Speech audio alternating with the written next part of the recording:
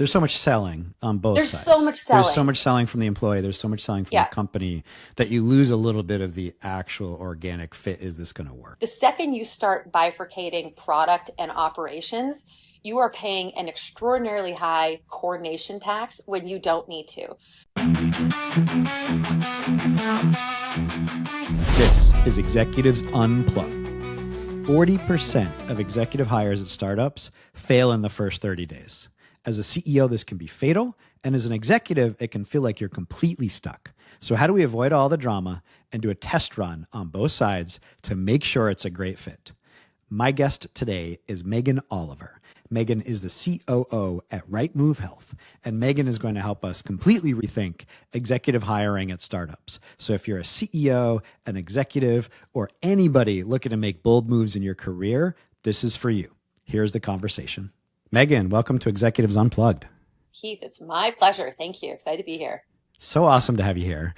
And today we've got a few different topics at hand. Why don't we start with your current role and how you got that role? I've been running hard in the healthcare industry for the past 14 years. Started up a big company, then went to 2 startups, a health insurance startup and a care delivery startup. And anyone who's done that for a little bit was like, I need a break. I felt like I was just running on the hamster wheel and missed why I had this zest, and I have an incredible passion for what I do. Anyone who's worked with me knows that I can bring that energy. So I took some time and actually started my own business. My startup was on men's health, and I've been in health insurance and care delivery. So yes, love healthcare. Maybe a sucker for punishment in some ways, but love every stage. But while I was doing my startup, I had the opportunity to come in and as a chief product officer, a fractional chief product officer with a company that I've been fortunate enough to be on the board on for a number of years. And that really opened my eyes to the fractional world, particularly around product and operations. I'm like, oh, great. I could come in kind of part-time and really focus on what I love to do, where there's a clear problem to solve. And I just had a chance to do it with a company I was familiar with. I love what they're doing. And so that experience really caused me to say, okay, this can't possibly be the only company going through this scenario and this situation of which I love. So why don't I reach out to my network, which is nobody likes doing that. I don't care what anyone says. No one likes reaching out to the network and say, hey, here's what I'm doing. But I did. And it's hey, I'm helping this company that has this problem. Do you have any other companies? And in this case, it was an investor that I really liked and working with that I might be able to help up with or running into the same sort of challenges. And so it turns out the answer was yes. In fact, there's a lot of Series A, early Series B stage healthcare startups that someone's going through something at some point. And so how I got into this role, and this was actually about a year ago now, was that, this company was in similar situation. So I was brought on as chief product officer in more of a fractional capacity, and really got to spend some time getting into the company, getting to know the organization, the culture, what was really happening, where the company is really going, what does this market look like? And then fast forward to August is when I had the opportunity, after everyone had tested the waters for a little bit, got to know each other a little bit more, was then brought on as chief operating officer. So since August, I've been chief operating officer at RightMove Health, and I can get into this too, my scope really oversees the product and operations team of the company. And that's something where, had I not gone through that process, which we should talk about fractional going to full-time, is no one would have been able to get the clarity or the kind of appreciation and trust that this was an appropriate scope or an appropriate role. You mentioned one word there that's really important, clarity. Yes. And part of what you presented was an opinionated view with clarity of, I help people Series A, Series B, tackling this very specific type of problem. How did you get clarity on that? I work with a lot of people who have an aperture that might be a little wider than they need, and they're trying to narrow it, but it takes self-confidence and conviction to get to that point and then filter out other things and say, no, this is what I'm doing. This is really it. How did you get there? One, having great people in my corner, but also I beat myself up for a while, to be quite frankly, of I felt like my clarity was not on a functional level. I was really good at context, or I thrived in context of, this is a puzzle. I have to work across everyone. Here's the complexity. We've got to get people to work together. And I think early in my career and through the roles that we talked about before, I was the generalist. And that actually has a little bit like, it's great to start off as a generalist, but then there's a negative connotation that goes with being a generalist as you go through your career. It's, oh, then you don't go deep in anything, so I'll go get some other like we need someone to go deep. And that was a struggle for me for a while because I'm like, but like I still feel like I'm more of a generalist, but I'm like a professional generalist at this point. And so really like I realized that my sweet spot is not necessarily like a function that can come in a lot of different areas, but it is like context, circumstance, stage that is like where I both gravitate to and frankly, where my superpowers really come to life. So feedback, trial and error, really saying I am not a deep functional person. And then you have just a lot of clarity on where your value is and you just start leaning into that and you get responses from it. I love that description because I think we've fallen too much in love with these functional pillars, Yes. which are not laws of physics. They don't have to be that way. Yes. We've just invented them and they've been around for 30 years and we Yes. somehow think they're still perfect in many situations. So we associate our identity with the functional pillars. And I don't think those same functional pillars will hold in 10 years. And you see a lot of blending. So being able to think on your own, first Yes. principles about what am I actually good at? What does the company actually need? Right. And then you can design the roles to fit that. That's what I see the best companies doing right now. You see it particularly having grown up in product management, that function is, it was so specialized and it's gone away and just being replaced by, well, we just build things and put them out in the world, or we're just running a business and it requires these different aspects. So I think it's an incredibly important mindset. And easier said than done because I think our world is still saying, hey, here's this role. Oh, by the way, like here's a job spec of which I have no real idea if this is going to be true in 30 days or not, especially in startups. Nobody knows. And so I think one, it takes conviction. It takes some trial and error. And then if someone's not for it, then it's probably not a good fit for you. So just having that comfort level that it's not going to be a fit for everyone. What does it take for a fractional role to be successful for the company and for the executive? If you're coming in, you're working fractional, first define what fractional means to you. And then what are the criteria, if you will, that makes a setup work versus not work in your experience? One, it's not full time. That's one of them, which I can get into. It's a 1099 and maybe it like flexes and things like that. But I think importantly, like a successful fractional person needs to get in with the culture and the business, or else it will not be successful. And it depends a little bit on roles, but that's my kind of broad take on fractional is like, you've got to be seen and felt like you're part of the business and the team needs to view you that way, even though you might not show up at every meeting or something like that.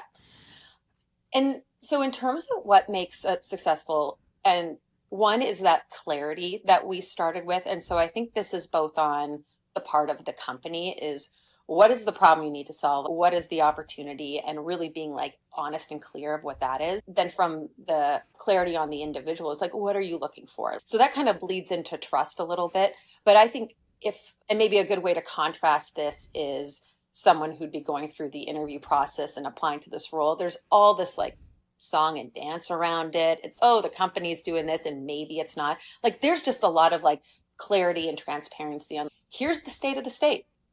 And I think there's so much selling on both sides. There's so much selling. There's so much selling from the employee. There's so much selling from the company that you lose a little bit of the actual organic fit. Is this going to work? Correct. And I think close to that is what is like the time to value that you need in this? And so having a good fractional role is like you tend to need that executive value, that person who's been there, done that. I've seen this show before. I've seen this play. I know what part of the play that we're in, can jump in and help you very quickly. So keep like exactly to what you said is like, there's actually no time for selling because we like have to solve this problem and it's really clear. And we need to start you in 2 weeks versus like this like 90-day song and dance, whatever. So I think that's really huge. The other one I think that really matters, and this gets back to like having the experience and the reps and seeing this play before, is the level that you're bringing someone in on and how much autonomy are you willing to, do you feel comfortable with giving that person to, and I can say with my situation, it was like, Megan, drop in, come back up and let us know how it's going type thing versus needing a babysitter or feeling like you've got to answer all these like very specific questions or like needing to onboard. Like that just autonomy, go in, figure it out. We trust you to figure it out. We've given clarity of the problem that we'll figure it out and then let us know how it is. And then on the candidate side for that is you've really got to operate with a tremendous sense of agency, which is like the word du jour, I know. But yeah, like you've got to be comfortable going in and having a clear mandate and being able to work within the culture and be super intentional and innovative, but also be comfortable operating without direction and taking initiative around that. I don't think fractional is only for, it tends to be like early stage startups because one, they don't have the budget for the full-time executive and nor do they need the full-time executive. I do think there's also a use case for the larger companies too. So I don't necessarily think company size is a should or should not, but having those three things is like, what level are they coming in and the autonomy that you're going to give them, the trust and the clarity on what you need. When you started, it was chief product officer. Correct. But you landed a chief operating officer role, which is fascinating. So yeah, what was that process? It came on very specific circumstances, short timeline, and a very clear 30-day, here's what we need you to jump in and help with. And I was like, great, that's clear. I know it's going to be rocky. They were transparent with me on the state of the environment I may be walking into. And again, this is know thyself and what you want. I love that. I love that. It's just an opportunity to have a great impact and influence and just know it's going to be bumpy. That's why we do startups. And so from there, it was just almost like one thing at a time. So 30 days, got a handle or a relative handle on the first problem. And then once you're in there, you have a much broader view of the business and other areas that I may be able to lean into given my schools of experience and what I've done and wherever to say, oh, I can help with this one too. And you like start to build trust within that team. So you find other areas once you're in there where, again, just start with adding value, making the people around you better, make the company feel confident that you're in there. And so it was really, it almost seemed like it was every 30 days or so. It just became something new popped up. And I'm like, I feel like I can help squash this or improve this or really add some value here. And so it was really after about 90 days where I was having a great time and I loved where the company was going. I loved the board, the investors, and this is genuine. I'm like, this is something where I have my energy back from where I was more earlier in my career. And I feel like I can really drive an impact and I like the people that I'm working with. And so it was about after 90 days, I approached them and I was like, look, I'm really interested in the full-time role. I think, XYZ. And I've got some thoughts based on what I have observed and what I've experienced that might shift how we think about this role because it will drive a lot more value for the company. And those conversations, one, I was grateful to be in a position where people were like, yes, we're open to it. Let's hear it. We do not have this dogmatic view of what this should be. And then we just kept iterating on it. And I had got guidance from mentors who have been excellent to me. And, I went through my whole sense of, oh God, should I ask for this or do this or frame it like this? But at the end of the day, I'm like, I genuinely know that this is in the best interest of the company. So why should I feel any sort of nervousness or lack of confidence for putting this out there? Because it's only going to help. And so, Keith, that's what really went over the next, I'd say, couple weeks and months. And really where we landed on that is, and this is what I firmly believe, is if you're a Series A healthcare startup, the second you start bifurcating product and operations, you are paying an extraordinarily high coordination tax when you don't need to. So if you really think of these as combined teams, and like you and I were talking about before, it's break down the functions, think of the work and what needs to be true, especially for these early stages. And then you can just eliminate a lot of that noise and chaos. And so that was really what my proposal ultimately was, is having unified teams like this. And I played in both areas is we will be more focused. We will derive value quicker. And you're actually probably going to need a lot less headcount in order to do that. How is that not a good idea? And from the company perspective, what you described is the best interview process you could possibly have, where my philosophy is if you had to hire just based on a resume, you'd probably have a 10% hit rate of it working out. If you have an interview process, you might be in the 50 to 60% range. You put a ton of effort into the interview process, but the difference is going from 50% hit rate to 60%. It's not 100. It's really bad, actually, if you're honest about it. And a lot of people stay in things that aren't a good fit. Whether they stay and whether it's a good fit are two different things. And then if you go for 90 days, I think that jumps to 90%, where everybody knows if it's going to work or not in those first 90 days. And so a lot of the interview process, if you could just do the work, and you can't always, but if you could just do the work, it's so much better for everybody. Could not agree more. I think the high signal that you get in a relatively low risk way, especially again, as we started, scope it out. You do not need to give this individual the keys to the kingdom, but say, run this play for you. We'll bring you in fractional. So it is a great both like tactic. And again, I think people should be really strategic about it. Scope it out, high signal, not a lot of noise, scope. And then you're like, okay, now it makes just that process, so much clearer and easier, and everyone feels better about it. Now let's talk about an honest blocker sometimes in this country, which is health insurance. If you have health benefits in a full-time role as a W-2, it's really nice to have. To do a fractional typically means 1099, typically means there's no benefits. Some people have partners that have benefits, or you have different ways. Technically, you can get it through the ACA exchange. A lot of people don't love those plans. There's a lot of complexity there from a life perspective. And so as an executive, how did you just deal with that honestly for other people? And then as a company, how do you think about hiring a fractional where it's going to work for some people, it's not going to work for others, and whether that's the right move? Ooh, I love how you put in RightMove in there. We do that all the time. So one excellent point. And I was fortunate to be in the position, and this started off rocky. I didn't know anything else to do other than go to the ACA. And as someone who has worked in the health insurance side, never mind help build an ACA plan, I'm still blown away. It was so complicated. And it was so expensive. So we'll put that over there. But I went through that whole process as I was starting contracting. And what I realized... But let's pause on for 1 second, because I know it's a whole can of worms. We won't fully open it up. But for people who are interested in this, there is a path where you can go there. You can research it. It's not perfect. It's not cheap, but it's available. And it allows you to place these bets on yourself in a much different way than just, I have to be a W-2. It's, hold on, maybe... But there's trade-offs. Let's actually talk about them in detail, not from a top level, well, I'm scared of it perspective. Yes. And there's you don't even need to go to your state ACA government. What did I go to? It was like Colorado.com or something like that at the time. There's other more like private ways you can get insurance, and you have to tend to do more underwriting around you, and those tend to be cheaper. So there's actually a lot of them. And the other hidden one that no one talks about a ton is one, I'd always recommend you need some level of insurance for anything that happens like catastrophic. But you'd be amazed if that people can actually negotiate prices with their providers. If you want to do a self-pay to your provider, I remember one time I got 80% off of something that I went, and I again, am in healthcare. And so there are many options, and I'm happy to send some. But one, there are options. It's both complicated, but I don't know. It's straightforward enough that you can figure it out. Okay. But so also, people should do the homework. Don't be afraid. There are options. They're not perfect. Nothing's perfect. Neither is taking a job you don't love. So there is something there. Now we can move on. Okay. So now.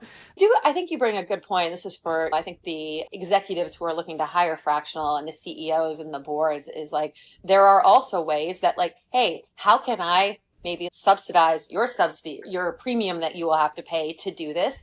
And that's not a lot for the company, but it goes a long way so I just threw that out there. I haven't put more thought into it other than what I just said, but I think organizations, they want to attract this talent or kind of encourage people to go this route too. I think there's something that can be done there.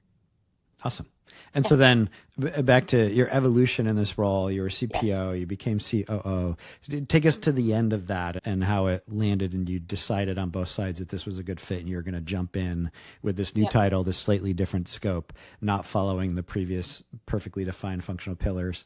Yes. I think maybe the anticlimactic thing of this is almost nobody knew the difference, because that's how I was operating. That's how the company almost viewed it. So it's interesting once you put these formalities around it that I didn't really even, honestly, it was till we started talking too, it was realize how interesting that evolution is, but it's something that happened very organically and in the business. And again, I loved what I was doing. It's easy to lean into other areas, easy for people to engage. So it was not as though there was this big switch that flipped at all. It almost was, things just kept evolving, and I was suddenly a W-2. That was it. That's an excellent point that I have overlooked in the past. So I've thought about this a lot in terms of the company and then the executive and the CEO, but it also has a big impact on the team where when you hire a new executive, the whole team's like, what's their process going to be like? What are they going to change? Because everybody wants to come in and put their fingerprint on something, make some changes. And so it can cause stress. Whereas in this situation, if you're already doing it and there's an email that goes out, so, oh, by the way, Megan's paperwork is going to change. It's like,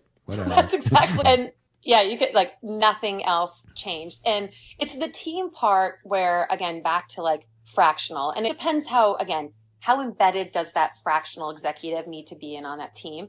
Fractional is just a really great way to get someone in where you're not sending those sort of like signals out to the company that's, oh God, scope, how do I do meetings? It's like, this person's fractional. They're just coming in to help. Work with that.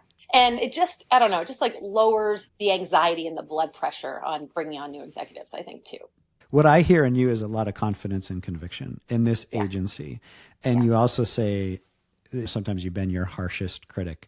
How do you manage that psychology? How did you flip that script? Or is it still something that you deal with? Every day. Every day I deal with it. And it's situational and it's like contextual driven. I feel very confident about what we're talking about today, and I've got tremendous passion about it. There's other like conversations where I don't feel like I'm an expert, or you just have this self-doubt because it's like, gosh, I have not done clinical actuarial work before. Like, I'm going to go into listen mode and just say, I shouldn't have an opinion on here. So I work on that. It is an everyday contextual piece of this. But when it comes to teams and early stage and like driving focus and clarity, and that I can talk about all day long, but it's a constant thing. When I coach executives, it's one of the biggest things is helping them find conviction. And just because you have conviction doesn't mean you're right, but nobody ever wins when they don't have conviction. And so you have to have conviction and then, some feedback to make sure that it's right. But without conviction, you can't get anywhere. When you have it, it's this magical thing and it's easy to lose. It's like entropy. It's like dissipates. You got to get it back. But when you have it, wow, can you do some amazing stuff? I love that point. And I think we over dramatize the stakes on if our conviction's wrong. We forget that nobody cares. Actually, nobody cares. Like we also think it's, oh God, Meghan did this thing. No, they're actually just worried about themselves right now or something. So true. We put this so much, that's been like a huge just executive sort of professional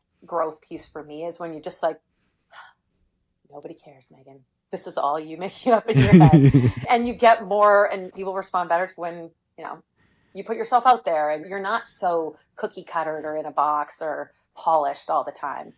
Anyways, it's all a big learning experience every day. Now, recommendations for CEOs and executives, if you're going to do a fractional role, either just in general or as a potential onboarding to a full-time role, what do you recommend to the CEO and what do you recommend to the incoming executive?